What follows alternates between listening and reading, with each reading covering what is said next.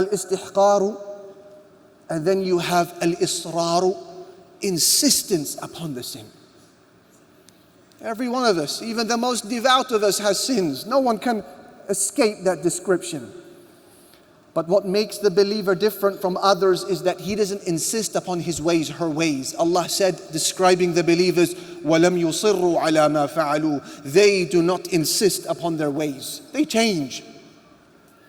The arch enemy of this, however, is what I'm speaking about now. Insistence upon the sin. I'm talking about a brother or sister who has a long-term, stubborn relationship with a sin. I'm talking 2 years, 3 years, 5, 10 years plus. It's the same behavior, same missing of salah, same lack of lowering the gaze, same using of interest, same hijablessness, same DMing of others, same gangster lifestyle, whatever it may be. It's been a while now. He's insisting upon his ways. That insistence amplifies the sin. Not always because of the sin, but because of the insistence.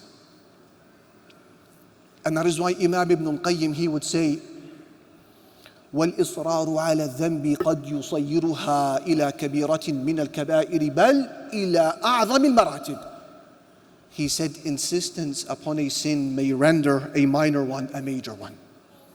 Insistence upon a sin may render a minor one into a major one. Rather, he said, it can take the crime to the worst of all levels, because you're not changing. And that is why Abdullah ibn Abbas, he has beautiful words. He said, لا صغيرة مع استمرار ولا كبيرة مع استغفار.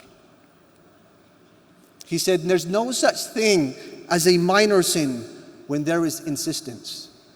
And there is no such thing as a major sin when there is repentance. La ilaha illallah.